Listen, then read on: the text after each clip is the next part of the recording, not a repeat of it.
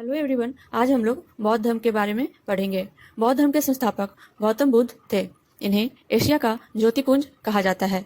गौतम बुद्ध का जन्म 563 ईसा पूर्व 563 ईसा पूर्व में कपिलवस्तु के लुम्बिनी नामक स्थान पर हुआ था। इनके पिता शुद्धोधन शाक्य यज्ञ के मुखिया थे। इनकी माता माया देवी की मृत्यु इनके जन्म के 7वें दिन ही हो गई थी। इनका लालन पालन इनकी सौतेली माँ प्रजापति गौतमी ने किया था। इनके बचपन का नाम सिद्धार्थ था। गौतम बुद्ध का विवाह 16 वर्ष की अवस्था में यशोधरा के साथ हुआ। इनके पुत्र का नाम राहुल था। गौतम बुद्ध के जीवन संबंधी 4 दृश्य अत्यंत प्रसिद्ध है, जिन्हें देखकर उनके मन में वैराग्य की भावना उठी। फर्स्ट वृद्ध व्यक्ति, सेकंड बीमार व्यक्ति, थर्ड मृत व्यक्ति, फोर्थ सन्यासी प्रसन्न मुद्रा में। सांसारिक समस्याओं से व्यतीत होकर सिद्धार्थ ने 29 वर्ष की अवस्था में गृह त्याग किया, जिसे बौद्ध धर्म में महाविनिष्क्रमण कहा गया है।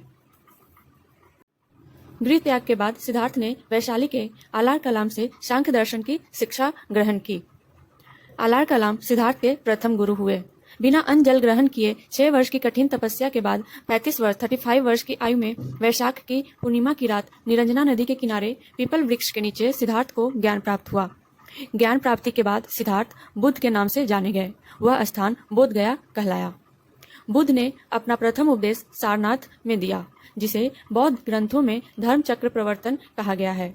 बुद्ध ने अपने उपदेश जनसाधारण की भाषा पाली में दिए।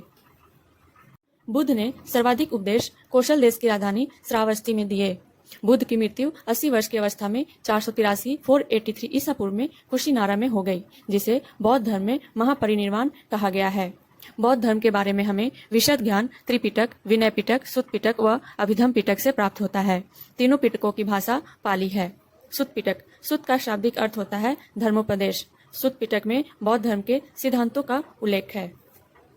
सुत्त पिटक 5 निकायों में विभाजित है: दीर्घ निकाय, मध्यम निकाय, संयुक्त निकाय, अंगुत्तर निकाय, खुद्दक निकाय। सुत्त पिटक की रचना आनंद ने की थी।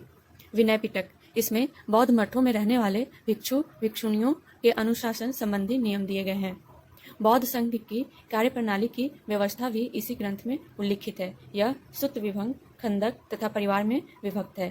इसकी रचना उपाली ने की थी। अभिधम पिटक, इसमें महात्मा बुद्ध के उपदेशों एवं सिद्धांतों तथा बौद्ध मतों की दार्शनिक व्याख्या की गई है। एक मान्यता के अनुसार इस पिटक का संकलन अशोक के समय में संपन्न तृतीय बौद्ध संगीति में मोगलीपुत्तिस ने किया। बौद्ध धर्म मूलतः अनिश्वरवादी है। इसमें आत्मा की परिकल्पना भी नहीं है। बौद्ध धर्म में पुनर्जन्म की मान्यता है। विश्व दुखों से भरा है का सिद्धांत बुद्ध ने उपनिषद से लिया। बौद्ध संघ में प्रविष्टि होने को उपसंपदा कहा जाता था। बौद्ध धर्म ने वर्ण व्यवस्था एवं जाति प्रथा का विरोध किया।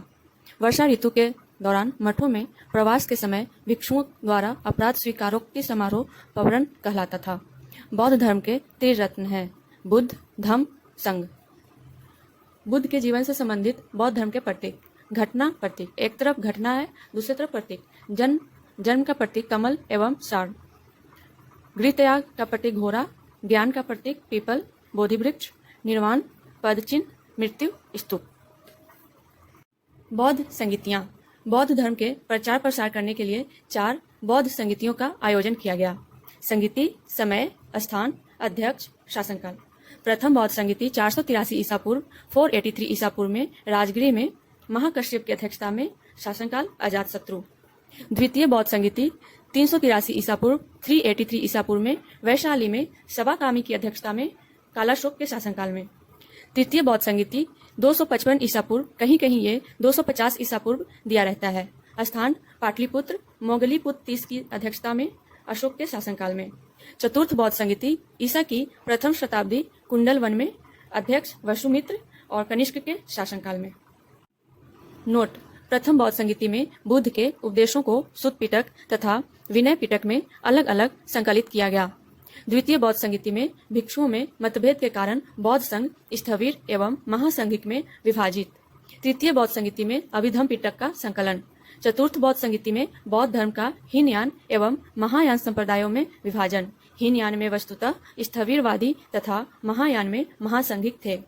एग्जाम में अक्सर ऐसे प्रश्न पूछे जाते हैं कि बौद्ध धर्म का हीनयान एवं महायान संप्रदायों में विभाजन किस बौद्ध संगीति के समय हुआ, तो आप इसका सही उत्तर दे सकते हैं चतुर्थ बौद्ध संगीति। हीनयान और महायान में अंतर। हीनयान, महायान। हीनयान में बुद्ध महापुरुष के रूप में है, जबकि महायान में देवता के रूप में स्थापित हो गए। हीनयान में बुद्ध को प्रतीकों के रूप में दर्शाया गया है, जबकि महायान में मूर्ति पूजा शुरू हो गई। हीनयान स्वयं के प्रयत्नों पर बल देता है, जबकि महायान गुणों के स्थानांतरण पर बल देता है। हीनयान का आदर्श है अरहत पद की प्राप्ति, जबकि महायान का आदर्श है बोधिसत्व। अब हम बौद्ध धर्म एवं जैन धर्म में समानता व असमानता के बारे में जानेंगे। समानता। दोनों धर्मों के संस्थापक क्षत्रिय कुल के थे। दोनों धर्मों में वेदों की प्रामाण्यता के प्रति अनास्था है। कर्म कांडों के फलीभूत होने का निषेध किया गया है। कर्म व पुनर्जन्म दोनों मानते हैं। शूद्रों व महिलाओं के द्वारा मोक्ष प्राप्ति की संभावना का विरोध किया गया है। असमानता। बौद्ध निर्वाण इसी जीवन में संभव मानते हैं, जबकि जैन शरीर से मुक्ति के पश्चात इसे संभव मानते हैं। बौद्ध मत मुक्ति हेतु मध्यम मार्ग का उपदेश देता है, जबकि जैन कठोर साधना पर बल देता है। बुद्ध ने जाति प्रथा की कठोर निंदा की है, जबकि महावीर ने नहीं। महावीर ने बुद्ध की अपेक्षा अहिंसा व अपरिग्रह पर अधिक बल दिया है।